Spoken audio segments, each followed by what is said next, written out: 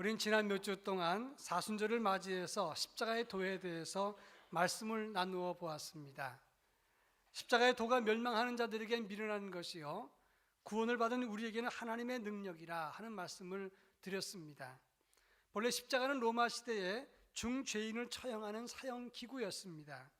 기록에 의하면 로마 황제였던 시저가 도망했던 노예 3만 명을 체포해서 주인과 소유자가 나타나지 않은 사람들을 전체를 다 십자가형으로 처형했다고 하는 기록이 있습니다.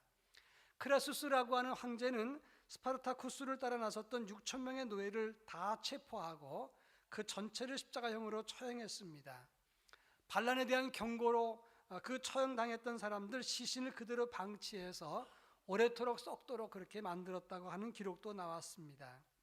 십자가는 잔인한 범죄를 저지른 사람과 중죄인에게 내려졌던 사형 판결의 형틀이었습니다.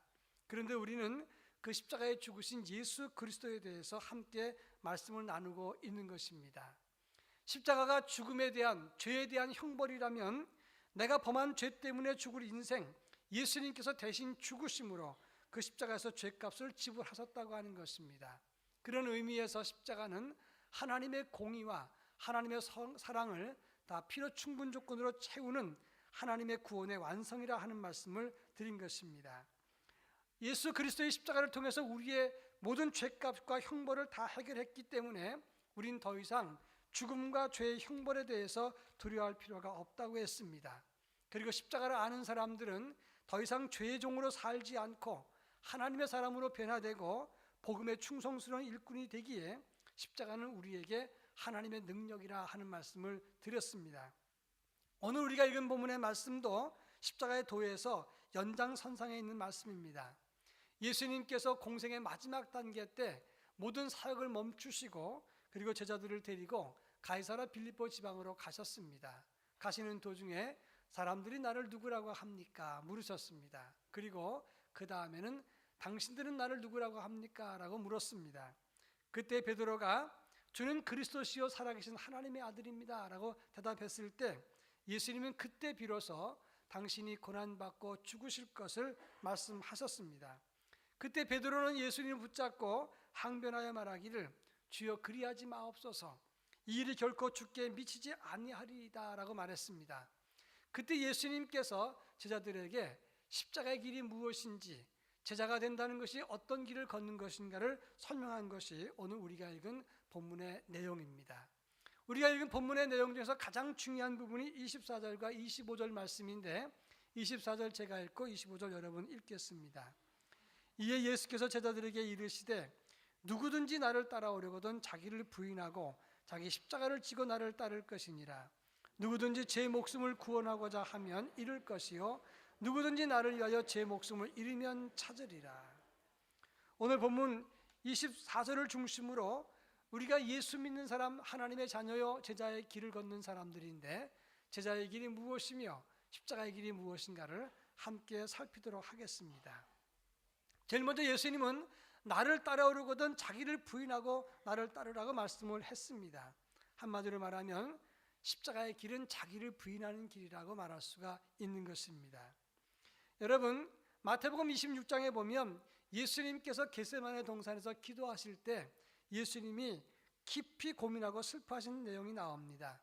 내 마음이 매우 고민하여 죽게 되었으니 나와 함께 깨어 있으라, 이렇게 제자들에게 부탁을 하십니다. 그리고 만일 할 만하시거든 이 잔을 내게서 지나가게 하옵소서, 하나님께 그렇게 기도합니다. 저는 이 장면을 보면서 예수님이 하나님의 아들이신데 너무 유약한 건 아닐까라고 생각을 했었어요. 그런데 점점 말씀을 묵상하면서 예수님이 얼마나 마음의 고민과 그리고 힘든 부분을 부인하시는 것인가 하는 생각을 하게 됐습니다. 가장 존귀하신 그분이 가장 비천한 인간의 몸을 입으시고 그것도 어려운데 가장 초라하게 죄인의 몸으로 죽는다는 것은 얼마나 힘들고 어려운 일인지 모릅니다. 이것은 자기 부인을 하지 않고서는 있을 수 없는 일입니다. 그런 의미에서 십자가는 자기 부인을 통해서 이루어지는 것이다 라고 말할 수가 있는 것입니다. 오래전입니다마는 제가 부목사 시절에 제가 섬기던 교회에 교계 아주 유명하신 목사님이 사경회 강사로 오셨습니다. 말씀을 잘 증거하시고 난 다음에 끝나고 제가 이제 강사 접대를 하게 되는데 담임 목사님 방으로 모셨습니다. 그런데 이분이 그 방을 휙 둘러보더니 날 보고 여기 들어가란 말이냐, 춥다, 그리고 그냥 가셨어요. 저는 처음에 굉장히 당황했습니다. 우리 담임 목사님은 늘 그 방에 계시고 설교 준비도 하시는데 이분은 훌륭한 분이라서 그런지 누추한 그 방, 그리고 전기를 아끼느라고 꺼놨기 때문에 난방이 되지 않는 그곳에 들어가기를 거절했습니다. 처음엔 당황하고 나중엔 서운한 마음이 들었습니다. 조금만 참으면 될 건데 그렇게 자기를 낮추는 것이 쉽지 않구나 하는 생각을 하게 됐습니다. 여러분, 부활절 연합예배 때 되면 단상에 순서 맡은 목사님들이 쭉 앉아있게 됩니다. 한 번은 제 옆에 낯선 사람이 옆에 앉았는데 아무리 봐도 모르는 사람입니다. 근데 이분이 의자마다 다 이름을 써놨는데 자꾸 자기 자리에 앉는데 가운데 쪽으로 자꾸 가려는 겁니다. 그래서 제가 누구시냐고 물었어요. 대답을 안 하길래 또 물었습니다. 누구십니까? 그랬더니 나 국회의원, 이렇게 얘기를 하는 겁니다. 그래서 제가 그래서요 라고 대답을 했습니다. 그 순간 싹 얼굴이 얼어붙어 버리고 말았습니다. 그 자리가 그 자리인데 국회의원이기 때문에 가운데 자리로 가야 된다. 이것이 사람들의 생각입니다. 여러분, 예수님이 하나님의 아들이시면 가장 존귀한 자리에 있어야 되는 거 아니겠습니까? 그런데 비천한 인간의 몸을 입으셨고 이 땅에 오셨습니다. 가진 것 없이 지내시다가 가장 초라한 죄인의 이름으로 죽으셨습니다. 그래서 십자가는 자기 부인을 통해서 이루어지신 것인데, 그래서 십자가는 가장 철저한 자기 부인으로 만들어진 것입니다. 따라서 이 십자가의 도를 아는 우리들도 예수님의 제자라면 우리도 자기 부인의 믿음이 있어야 된다는 것을 말하는 것입니다. 자기 부인이라는 게 뭡니까? 내 자리나 내 것을 주장하지 않는 것입니다. 특히 우리는 하나님 앞에서 자기를 드러내거나 자기 것을 주장할 아무런 근거가 없다고 하는 것입니다. 우리가 아무리 충성스럽게 많은 것을 드리고 헌신하고 그리고 열심히 내 몸을 불살라서 헌신하고 충성한다고 할지라도 예수 십자가가 아니면 우리는 아무것도 아닌 것입니다. 우리는 예수 십자가가 아니면 여전히 죄인이고 구원받지 못하는 진노의 사람밖에는 아무것도 아니라, 이런 말씀입니다. 그래서 십자가의 은혜를 안다면 우리는 하나님 앞에서 자기를 낮추게 되고 감추고 부인해야 된다 하는 것입니다. 우리 교육자 수련회를 1년에 한두 번씩 꼭 갖게 되는데 그 시작할 때 저는 교육자 1인당 2, 3만 원씩 제가 꼭 나눠줍니다. 그리고 그 돈을 잔돈으로 바꾸라고 말합니다. 교육자 수련회 프로그램 갔다가 저녁 시간이 되면 우리 윷놀이 하자. 그래서 윷놀이 하는데 그때 돈 따먹기를 합니다. 그러면 교육자들이 그거 따겠다고 열심히 합니다. 한 이틀 동안 윷도 놀고 그러면서 돈 땄다고 아침마다 점검을 합니다. 다 딴 사람이 맨 마지막에 그 돈 가지고 점심이나 식사를 하게 되는데 한턱 냅니다.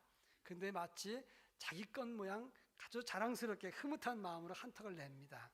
근데 그 돈은 자기 돈이 아닙니다. 제가 왜 이 말씀을 드리는 거 하니, 우리가 아무리 열심히 일하고 헌신하고 섬겨도 다 하나님이 주신 은혜 안에 있는 것이지 내 것이라는 건 없는 것입니다. 십자가의 도를 제대로 안다면 누가복음 17장에 밭에서 열심히 일하고 돌아온 종의 고백처럼 종이 받은 명령을 다 수행한다고 해도 내가 할 말은 다만 나는 무익한 종이라 하여야 할 일 한 것뿐입니다 할지라, 이 말밖에는 할 것이 없는 겁니다.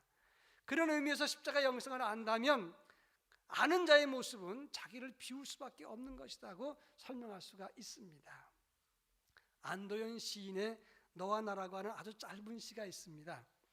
밤하늘에 별이 있다면 방바닥엔 걸레가 있다. 이게 너와 나 시입니다. 너무 한 줄밖에 안 되는 간단한 시인데 의미가 깊습니다. 밤하늘에 별이 있어서 아름답다면 방바닥엔 걸레가 있기 때문에 방이 깨끗하다, 그런 말입니다. 가장 천대받는 걸레, 그것 때문에 집이 깨끗하다, 그런 말이에요. 예수님의 십자가의 죽으심은 모욕스러운 것이고 비천한 것이고 죄인의 죽음입니다. 그런데 예수님이 자기를 비우신 그 은혜 때문에 우리는 모든 더러움과 죄에서부터 정결하게 되었다고 하는 것입니다. 예수님은 걸레처럼 자기를 비우시고 비천한 자리에 놓이셔서 그리고 우리를 위해서 모든 것을 희생하셨습니다. 그 십자가의 도를 깨닫는다면 나를 비워야 된다, 그런 말씀입니다. 로마서 11장 35절로 36절에 보면 누가 주께 먼저 드려서 갚으심을 받겠느냐, 이는 만물이 주에게서 나오고 주로 말미암고 주께로 돌아감이니라 라고 말씀했습니다. 모든 것이 다 주님께 왔고 주님께 돌아갈 뿐입니다. 내가 주장할 것은 없는 겁니다. 그런데 디모데후서 3장 1절로 5절에 보면 말세에 고통하는 때가 이르면 사람들이 자기를 사랑하고 돈을 사랑하고 자랑하고 감사치 않고 거룩하지 않는다라고 말을 하고 있습니다. 마지막 때의 특징은 교만한 것입니다. 자기를 사랑하는 것입니다. 자랑하는 것입니다. 감사치 않은 것입니다. 하나님 앞에 자기를 겸손히 비워야 그것이 십자가를 아는 길이라고 말할 수가 있습니다. 제플리 윌슨이라고 하는 분은 뒤틀린 복음이라는 책을 썼는데 그 책에서 엉터리 복음, 싸구려 복음, 편의주의 복음을 설명했습니다. 그러면서 이런 말을 했습니다. 예수 그리스도를 개인의 구주로 믿으면서 자기를 부인하지 않고 헌신하지 않은 것은 엉터리 복음이다 라고 말씀을 했습니다. 주님이 나를 위해서 자기를 비우고 겸손히 십자가에 섰다면 우리도 그 복음을 붙잡고 하나님 앞에서 자기를 비우는 삶을 가져야 된다고 하는 것입니다. 그러면 십자가에서 자기를 부인한다는 말이 무슨 말일까? 자기 욕심을 버리는 것입니다. 예수님께서 하나님의 아들의 권위와 힘, 그리고 그것을 주장하셨다면, 자기 욕심을 버리지 못했다면 십자가를 지지 못했을 것입니다. 나를 버리시고 자기를 비우셨기에 구원을 완성하셨습니다. 그리고 예수 그리스도의 십자가를 통해서 우리는 영생을 얻고 하늘의 보화를 얻게 된 것입니다. 그렇다면 우리 역시 나의 욕심과 자기를 비우는 삶, 그것이 있어야 된다는 것입니다. 십자가가 예수님이 자기를 부인하고 자기 욕심을 버리고 자기 위치를 버렸다면 그것을 통해서 구원받은 우리도 이 세상에 대한 욕심을 버려야 된다고 하는 것입니다. 제가 처음 중국에 방문했을 때가 1994년도라고 기억이 됩니다. 우리 교회에서 선교사를 중국에 파송하고 선교 일 때문에 중국에 갔다가 그때가 한창 중국 경제적으로 깨어날 때였습니다. 선교일을 마치고 돌아가는데 연길에서 그 전날 저를 안내했던 조선족 집사님이 연길의 백화점을 보여주었습니다. 그리고 많은 옷들과 가전제품을 보여주면서 중국 물건이 대단해졌습니다. 목사님 하나 사가지고 가서 선물하십시오라고 얘기를 했습니다. 저는 어디 가면 잘 사가지 않습니다. 근데 중국에 가서 살 것도 별로 없었습니다. 가져가봐야 타박만 받습니다. 중국제 사왔다고. 한국에 더 좋은 물건이 많기 때문에 살 게 없었습니다. 제가 전에 평양을 방문했을 때 우리 목사님들 몇 분을 보안 요원들이 평양 구경 상점에 데려갔습니다. 가서 사봤더니 살 게 없었어요.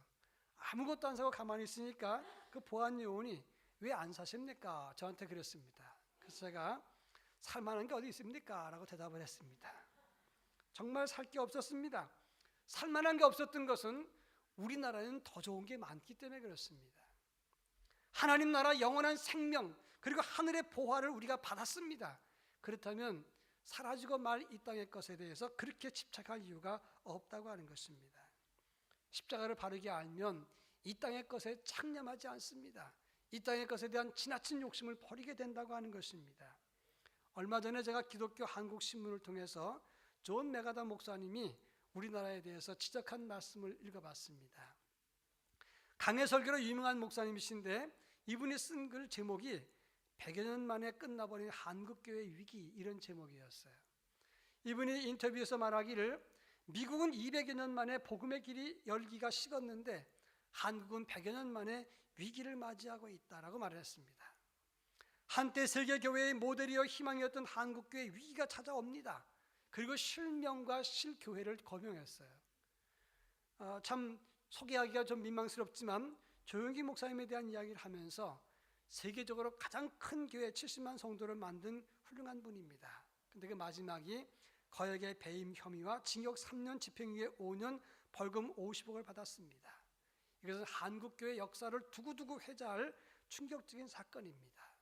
그리고 한 교회를 지적했는데 박사학위 표절과 3천억짜리 예배당 교회를 세운 사랑의 교회 이야기를 했습니다. 교회를 세운 게 아니라 거대한 빌딩을 세웠습니다. 다는 아니지만 어떤 개개인의 목사나 교회가 욕심을 버리지 못한 결과 교회의 본질이 흐려지고 결국은 참혹한 위기가 찾아올 것입니다 라고 지적을 해줬어요. 따끔한 지적이었습니다. 십자가는 자기를 부인하고 욕심을 버리고 자기를 절제하는 것입니다. 십자가를 통해서 영원한 하나님 나라 그리고 하늘의 보화와 영생을 얻은 우리는 이 땅의 왕국을 세우는 것이 아니라고 말할 수가 있습니다. 누가복음 14장 27절에 보면 누구든지 자기 십자가를 지고 나를 따르지 않는 자도 능히 내 제자가 되지 못하리라고 말씀을 했습니다. 33절에 이와 같이 너희 중에 누구든지 자기의 모든 소유를 버리지 아니하면 능히 내 제자가 되지 못하리라고 말을 하고 있습니다. 내 것 가지고 내 마음대로 하는데 무슨 상관이냐, 남의 것 쓴 것도 아니지 않느냐 말할 수도 있습니다만은 엄밀한 의미에서 내 것은 없습니다. 스토아 학파의 조상이었던 제논이 제자 중에 허영심 많고 거칠에 치중하는 제자가 있었습니다. 스승이 너는 왜 스스로 절제하지 못하느냐 그것을 책망했습니다. 그 제자가 말하기를 그만한 돈이 있어서 내 마음대로 쓰는데 무슨 잘못입니까? 내가 남의 것 쓰는 것도 아니지 않습니까? 라고 말했습니다. 그때 이 제논이 말하기를 요리사에게 소금이 많다고 소금을 많이 쓰면 그 요리가 제대로 되겠느냐라고 책망을 했습니다. 어거스틴은 말합니다. 욕심을 버리고 절제하는 것이 자신을 하나님 앞에 온전하게 만들고 썩지 않게 보존하는 것이다 라고 말을 했습니다. 십자가는 자기를 버리고 비우는 길입니다. 세상의 욕심을 버리고 영원한 하나님 나라를 얻는 길입니다. 그래서 그 십자가의 의미를 생각하는 사순절의 첫 번째 덕목이 금욕과 절제였던 것입니다. 십자가의 길, 제자의 길을 바라보면서 이 세상의 지나친 욕심을 버리고 탐심과 헛된 야망을 비우고 생명의 복음을 완성하는 하나님의 거룩한 자녀가 되어야 된다고 하는 것입니다. 마지막 세 번째 십자가를 가지는 것은 자기 십자가를 지고 예수를 따르는 길이라고 설명을 하고 있습니다. 예수님 당시의 로마 형법을 보면 죄인이 십자가형을 받으면 그 죄인이 자기 처형될 십자가를 지고 처형장까지 가야 되는 것이 그 당시 법입니다. 그래서 예수님이 재판정에서 사형 판결을 받고 자기가 달릴 십자가를 치시고 골고다 언덕까지 가게 되신 것입니다. 여기서 말하는 자기 십자가는 자기의 죽음을 말하는 것입니다. 예수님이 인류 구원과 그리고 고난의 잔을 마실 때 다른 사람에게 대신 하라고 하지 않았습니다. 내가 질 십자가를 내가 진 것입니다. 얼마 전이지만은 연합 예배를 드릴 때 제가 사회를 본 적이 있었고 그리고 어떤 목사님, 큰 교회 목사님이 설교를 하셨는데 순복음 교회였습니다. 근데 그 교회에 강단용 슬리퍼가 있었는데 이분이 강단용 슬리퍼를 따로 갖고 왔어요. 그래서 저는 속으로 강박증인가? 강단용 슬리퍼 그런 걸 갖고 다닐까? 그랬는데 더 놀란 것은 자기가 들고 온 게 아니라 부목사님이 갖고 와서 강단에 올려놓고 끝난 다음에 그걸 다 걷어서 가지고 가는 걸 봤습니다. 저는 상당히 충격을 받았습니다. 슬리퍼 갖고 다니는 사람도 처음 봤고 그리고 그 정도를 가지고 부목사에게 심부름을 시킨다는 것도 이해가 되지 않았습니다. 우리 목사님들 사이에서 코끼리를 냉장고에 넣는 방법은 뭐냐? 그러면 부목사 시키면 된다 이런 말이 있어요. 재미있는 얘기입니다만은 그러나 이것은 틀린 겁니다. 잘못된 겁니다. 그러면 안 되는 겁니다. 그렇지 않습니까? 어떻게 똑같은 목사끼리 슬리퍼 심부름을 시키냐 그런 말입니다. 예수님은 만왕의 왕이시고 천군 천사를 다 다스릴 수 있는 분이셨지만 인류 구원의 십자가 그 어려운 것은 당신이 직접 지셨습니다. 마찬가지로 우리가 제자라면 예수님의 사람이라면 자기 십자가를 남에게 미루는 것이 아니라고 말할 수 있습니다. 해마다 고난주간이 되면 해외 토픽으로 나오는 사순절 축제 이야기가 있습니다. 십자가를 재현하는 의식입니다. 필리핀 마룬두게라고 하는 지역에서 모리오네스 페스티벌이 있는데 해마다 거기서 진짜 십자가를 지고 못 박히는 그런 장면이 재현됩니다. 5가지 상처, 양발과 양손 옆구리, 창에 찔립니다. 그리고 진짜 못 박힙니다. 1807년부터 축제가 시작됐는데 많은 관광객들이 그걸 보러 옵니다. 그래서 금년의 예수는 누구냐, 개런티는 얼마냐 이런 것과 관심이 많아집니다. 그런데 예수의 십자가는 그 당시 복장이나 상황을 재현하는 것이 아니라 우리 각자의 십자가를 지고 자기의 삶의 현장에서 그 십자가를 지는 것입니다. 내 가정에서 내가 지어야 될 십자가가 있어요. 내 일터나 내 교회에서 내 몫에 내가 짊어져야 될 몫이 있는 겁니다. 저는 지난 주간에 어떤 홀 사모님을 만나서 면담을 했습니다. 목사님이 열심히 목회다 돌아가셨어요. 그리고 혼자 자기의 삶을 끌어오다가 자기 아이 둘, 그리고 동생이 또 돌아가셨어요. 동생 아이 셋, 그리고 부모님 둘, 이렇게 7명의 가족을 이 사모님이 혼자 책임지는 분을 만났습니다. 그분을 만나서 참 무거운 짐을 지셨습니다 라고 말했더니 그분이 그것은 제가 해야 될 일입니다 라고 말을 해줬습니다. 저는 그때 그 조카들이 십자가였겠구나 생각을 했습니다. 때로는 늙으신 어머니와 부모님이 우리의 십자가가 될 수도 있습니다. 다 부모 모시기를 싫어한다면 그게 십자가입니다. 그러나 자녀라면 내가 져야 되는 겁니다. 아들이 십자가가 될 수도 있고 남편이 십자가가 될 수도 있고 가족이 짐이 될 수도 있습니다. 그러나 십자가가 내 것이라면 내가 지는 것이 마땅한 것입니다. 미국 레이건 대통령은 영화배우 출신입니다. 삼류 배우였어요. 그 레이건의 첫 번째 부인은 인류 여배우였고 미모의 여성이었습니다. 이 여배우, 이 레이건의 부인은 남편이 삼류 배우인 걸 못마땅하게 생각을 했어요. 그리고 늘 무시하고 그리고 시비하다가 결국 이혼했습니다. 두 번째 만난 사람이 바로 낸시라고 하는 여성이었습니다. 이 낸시는 자기 남편 이 레이건을 위해서 평생을 정성으로 돌보고 함께 동행하다가 나중에 대통령을 만드는 데 일조했습니다. 낸시 여사가 이런 말을 했습니다. 남편은 나의 기쁜 짐이라고 말했습니다. 그렇습니다. 무능한 남편이 나의 짐이 될 수도 있습니다. 까칠한 아내가 내 짐이 될 수도 있습니다. 병든 노모가 내 짐이 될 수 있고 그리고 조카가 내 짐이 될 수도 있습니다.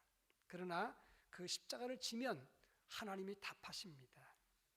토마스 아 캠피스가 그리스도를 본받아라고 하는 책을 썼는데 그 책에 보면 이런 말이 있습니다. 참고 십자가를 순종하라. 그리하면 그 십자가가 너를 져줄 것이다 라고 말합니다. 그리스도인들은 십자가에서 도망칠 수 없습니다. 십자가 밖으로 도망가면 거기도 십자가가 있습니다. 안에 숨으면 그 숨 안에도 십자가가 있습니다. 위로 도망가거나 아래로 숨어도 역시 십자가는 그곳에 있습니다. 오늘 본문 25절 다 같이 읽겠습니다. 누구든지 제 목숨을 구원하고자 하면 잃을 것이요 누구든지 나를 위해서 제 목숨을 잃으면 찾으리라. 자기 십자가를 내가 지면 그러면 우리는 생명을 찾을 수가 있는 것입니다.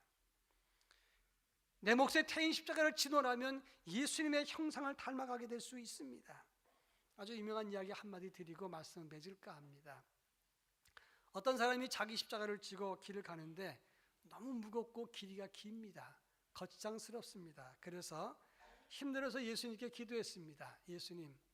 예수님 목수이시니까 이 십자가 좀 잘라주세요. 예수님께서 연장을 주시면서 네가 네 마음에 맞춰서 잘라라 라고 말했습니다. 이 사람은 길도 자르고 옆으로도 자르고 두께도 줄였습니다. 그것을 지고 가니까 딱 맞아요. 그래서 열심히 가는데 마지막 천성문 앞에 큰 구덩이가 있었습니다. 건너갈 방법이 없어요. 근데 다른 사람을 보니까 그 자기 같은 십자가를 지고 갔다가 거기다 턱 걸치니까 다리가 됐어요. 그래서 그걸 건너갑니다. 이 사람도 진 십자가를 내려보니까 짧아져서 다리가 안 되는 거예요. 너무 얇아서 거기를 건너가면 무너질 수밖에 없게 됩니다. 그래서 천성길을 건너지 못하고 통곡하다가 꿈에서 깼다는 재미있는 이야기입니다. 그렇습니다. 힘들어서 지기가 어려운 십자가, 그것을 지고 가는 것이 제자의 길인 것입니다. 자기를 부인하는 길이 쉽지 않습니다. 욕심을 버리는 것도 쉽지 않습니다. 내 몫의 십자가를 내가 지고 가는 것도 쉽지 않습니다. 그러나 그것을 지고 가노라면 주님의 영상을 담게 되고 십자가의 생명 그리고 생기가 우리를 감싸게 될 것입니다. 사순절의 영성, 십자가의 길을 묵상하면서 그 길을 갈 수 있는 우리 모두가 될 수 있기를 주의 이름으로 축원합니다. 기도하겠습니다. 주님, 예수님께서 걸으셨던 십자가의 길, 그것이 제자의 길인 줄 압니다. 자기를 부인하고 자기 십자가를 지고 나를 따를 것이니라 말씀하셨던 주님의 음성을 들으면서 우리도 부족하지만 그 길을 갈 수 있도록 은혜를 허락해 주옵시고, 나를 부인하고 욕심을 버리고 내 십자가를 지고 주님 앞에 설 수 있는 믿음의 사람이 될 수 있도록 은혜를 더하여 주시옵소서. 예수의 형상을 담게 하시고 주님의 십자가의 의미를 깨닫게 하시고 복음의 비밀을 가슴속에 새기며 삶에 실현하는 하나님의 사람이 되게 하옵소서. 예수님의 이름으로 기도합니다. 아멘.